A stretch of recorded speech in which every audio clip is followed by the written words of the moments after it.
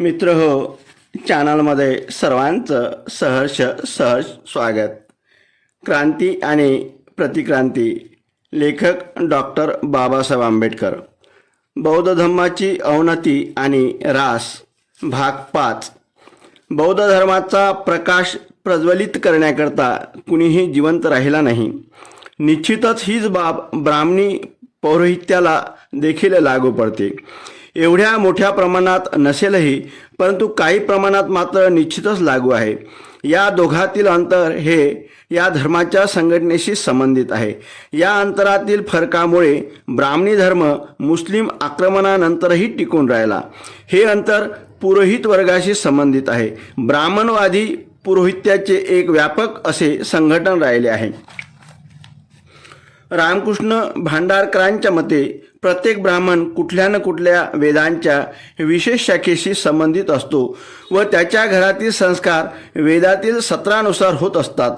त्याच्याकरता वेदांच्या श्लोकांना कंठस्थ करणे अनिवार्य असते। ही बाब मध्यकाळात लागू होती, परंतु बनारससह संपूर्ण देशात कुठे ना कुठे ब्राह्मण वर्गाद्वारे वेद पठण होत असे व ही बाब आजतागायत चालत आलेली आहे। आपल्या व्यवसायानुसार प्रत्येक वेदांचे ब्राह्मण हे दोन वर्गात विभागलेले आहेत, गृहस्थ आणि पुरोहित। गृहस्थ सांसारिक गृहकार्यात तर पुरोहित वेदाचे अध्ययन, पठण व अध्यापन कार्यात आणि धार्मिक कर्मकांडात मग्न असतो। हे दोन्ही वर्गातील लोक दररोज संध्यावंदन व सकाळ संध्याकाळ पूजा अर्चा करीत असतात।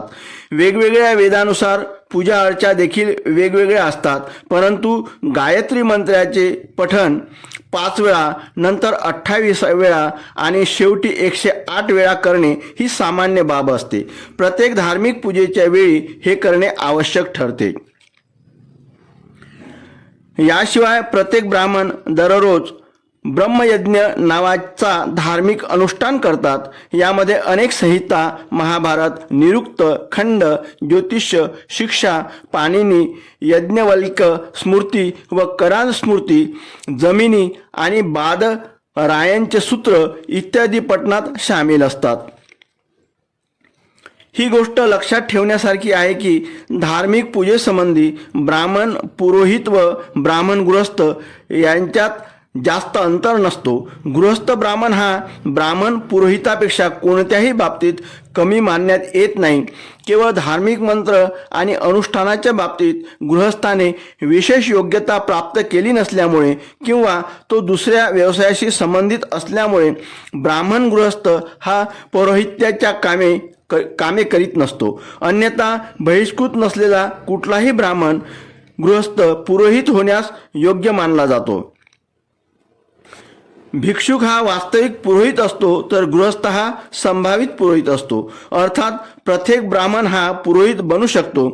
पुरोहित बनण्याकरता ब्राह्मणाला कुठल्याही प्रशिक्षणाची अथवा दीक्षेची आवश्यकता नसते। केवळ पुरोहित बनण्याची इच्छाच त्याला पर्याप्त आहे। अशा प्रकारे ब्राह्मणी धर्मात ब्राह्मणाकरता पौरोहित्य कधीही न संपणारी बाब आहे। प्रत्येक ब्राह्मण हा पुरोहित बनू शकतो आणि त्याला आवश्यकता पडल्यास पौरोहित्याच्या कामाकरता प्रवृत्त केल्या जाऊ शकते। वाईटातील वाईट ब्राह्मण व्यक्तीला देखील या कामापासून परावृत्त करता येत नाही, परंतु बौद्ध धर्मात मात्र असे शक्य नाही। धार्मिक कार्य करण्याकरता बौद्ध संस्कारित होण्याची अट आवश्यक ठरते। बौद्ध भिक्षूच्या संहारानंतर धार्मिक संस्कार करणाऱ्या भिक्षूंचा तुटवडा निर्माण झाल्यामुळे धार्मिक संस्कार करणे जवळपास नाहीसे झाले। गरज असताना गृहस्थ बौद्धांनी संस्काराविषयी करण्याचा काही प्रमाणात प्रयत्न केला, परंतु हा वर्ग समाजावर आपला प्रभाव पाडू शकला नाही। विविध व्यवसायात गुंतल्यामुळे हा गृहस्थ बौद्धांचा वर्ग बौद्ध धर्माला ऱ्हासापासून वाचू शकला नाही। हरप्रसाद शास्त्री यांच्या मते भिक्षूंच्या अभावामुळे बौद्ध पौरोहित्याचाच मोठा बदल घडून आला। ज्यांचे परिवार होते अशा विवाहित लोकांना भिक्षूचे स्थान घेण्याचा प्रयत्न केला आणि भिक्षूंचा धार्मिक कार्य संपन्न करण्यास सुरुवात केली। काही वर्षापर्यंत ही परंपरा चालत राहिली। धार्मिक कार्य करताना ही मंडळी मूर्तिकार, शिल्पकार, वाढई, गवंडी इत्यादी जीविकोपार्जनचे धंदे देखील करीत. पुढे अशा कारागीर लोकांची संख्या खूपच वाढली. हेच लोक धार्मिक कार्य करू लागली. व्यवसायामुळे गुंतून पडल्यामुळे या लोकांकडे स्वतःच्या ज्ञानार्जनाकरता, गंभीर चिंतन आणि विचार करण्याकरता तसेच ध्यान साधनासाठी वेळच मूळ शिल्लक नसे. किंबहुना हे लोक धर्म आचरणात गंभीर नव्हते. पतनाच्या अवस्थेकडे झुकलेल्या बौद्ध धर्माच्या वाढीची अपेक्षा मुळीच या लोकांकडून केली जाऊ शकत नव्हती. बौद्ध धर्मात काही सुधार करून त्याला श्रेष्ठ स्थान प्राप्त करून देण्याचे समर्थ या लोकात नव्हते. ही बाब स्पष्ट आहे की हे नवीन धर्माचरणी लोक मूळ भिक्षूंच्या तुलनेत फारच हलक्या दर्जाचे असून ज्ञानवान तर मुळीच नव्हते. बौद्ध धर्माचे कट्टर विरोधक ब्राह्मण पुरोहिताच्या तुलनेत हे नवीन लोक कमजोर होते, कारण की ब्राह्मणांचा वर्ग हा चतुर आणि धूर्त होता. ब्राह्मणाच्या तुलनेत हा वर्ग कमजोर ठरला, अर्थात ब्राह्मणाचा वर्ग हा धूर्त लोकांचा वर्ग होता. ब्राह्मण धर्म विनाशापासून कसा बचावला आणि बौद्ध धर्म विनाश पावला याला कारण हे नाही की ब्राह्मण धर्म बौद्ध धर्मापेक्षा श्रेष्ठ आहे, तर याला जर काही कारण असेल तर दोन्ही धर्मातील पौरोहित्याचे विशिष्ट चरित्र आहे. बौद्ध धर्म जनसामान्यातून नष्ट झाला, याला कारण त्यातील बौद्ध पौरोहित्याचे जनसामान्यांना पुनर्जीवन करणे शक्य होऊ शकले नाही. परंतु ब्राह्मणी धर्म पराजित झाल्यावरही तो पूर्णपणे नष्ट होऊ शकला नाही. प्रत्येक जीवित ब्राह्मण हा पुरोहित व पुजारी बनला आणि प्रत्येकाने ब्राह्मण पुरोहिताचे स्थान ग्रहण केले. बहुसंख्याक बौद्ध जनतेद्वारे इस्लाम धर्माचा स्वीकार हा सुद्धा बौद्ध धर्माच्या ऱ्हासाला कारणीभूत ठरला, यामध्ये कुठलीही शंका नाही. 1938 साली इलाहाबाद येथे झालेल्या भारतीय इतिहास काँग्रेसच्या प्रारंभिक आणि मध्यकालीन राजपुतांचा अभ्यास या विषयावर अधिवेशनात अध्यक्षीय भाषणात प्रोफेसर सुरेंद्रनाथ सेन म्हणाले होते की भारताच्या मध्यकालीन इतिहासासंबंधी दोन समस्या आहेत,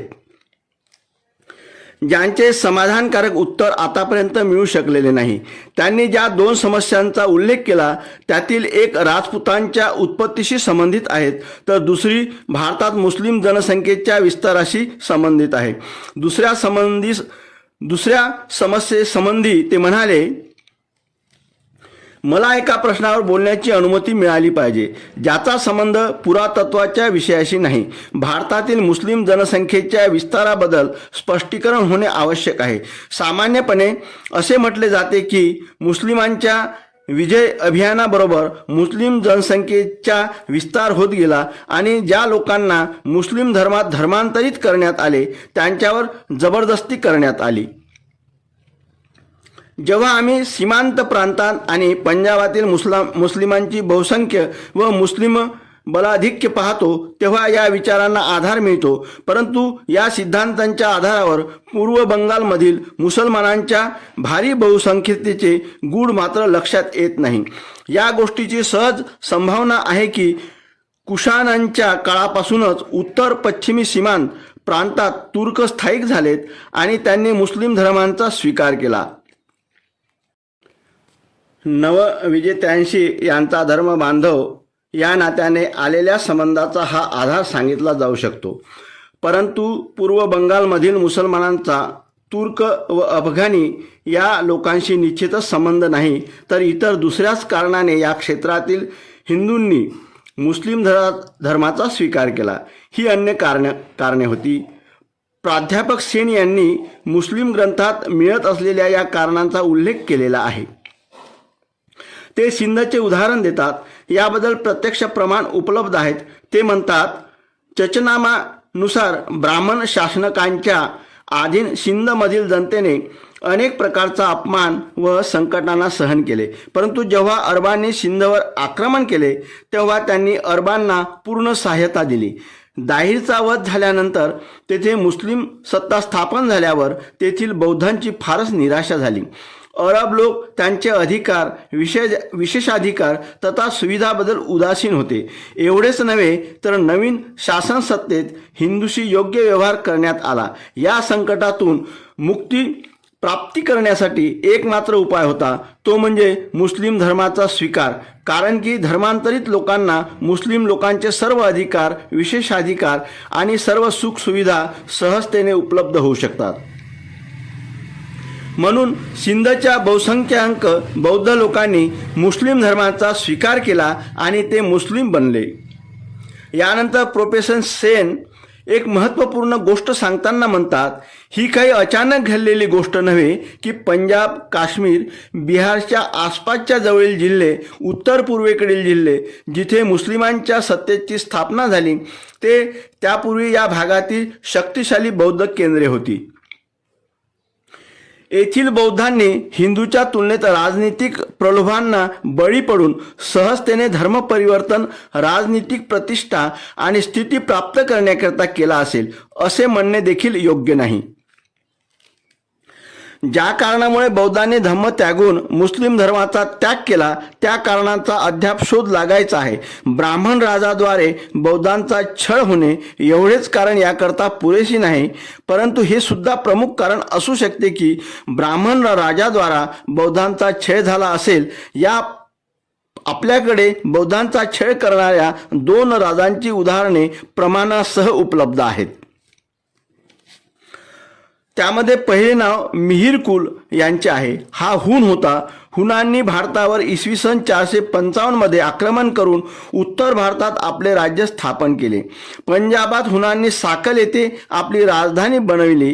मिहिरकुलाने जवळपास इसवी सन 528 पर्यंत शासन केले. विन्सेंट स्मिथ म्हणतो की